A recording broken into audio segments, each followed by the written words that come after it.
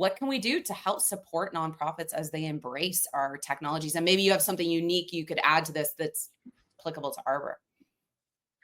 Yeah, the best technology doesn't make you conscious that it exists.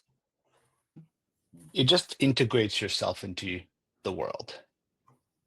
What we're doing right now is phenomenal.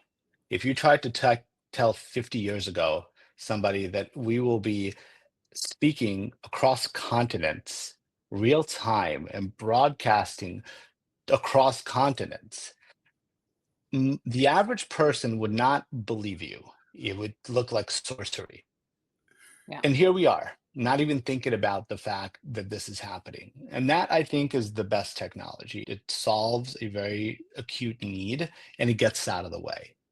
And I think when we think about adopting technology, we think about how it can make an impact, we have to actually stop thinking about it as its own thing.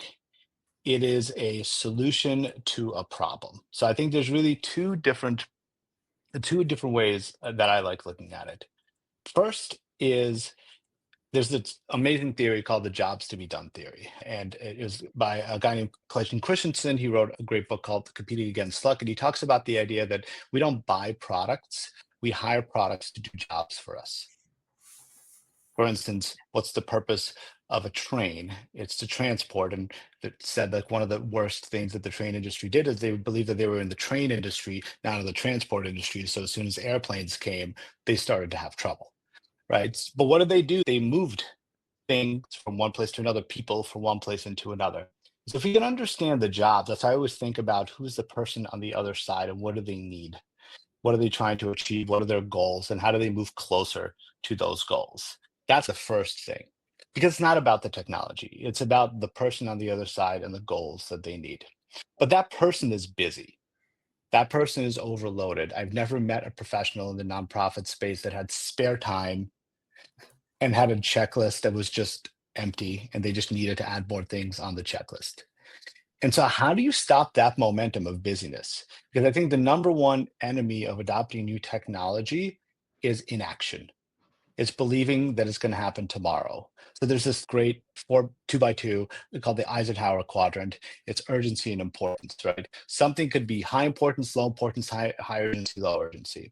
And where a lot of people fail at adopting new technology or really solving their problems, hiring a product to do a job for them, is they acknowledge something is important, but they never make it urgent.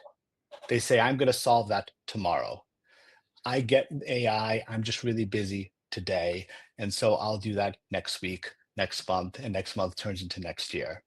And so I think what we can do as technology leaders to help people adopt is one, reduce the barrier of integrating this into your world to understand, look, you're not adopting technology, you're getting paid easier, you're finding donors easier, you're communicating with your constituents easier, you're having an easier time sending out newsletters. We have to speak in the language of the work that is being done rather than in the language of the technology that's being created. Technology is just a tool and it gets out of the way. And the second thing is we have to excite people. Because if you're not excited, if you're not inspired, then the number one killer of new technology is nothing. You do nothing. You Yeah. acknowledge that it's important and you want to do it tomorrow. So tomorrow is actually our biggest enemy. And the best thing that we can do is get people psyched about what's possible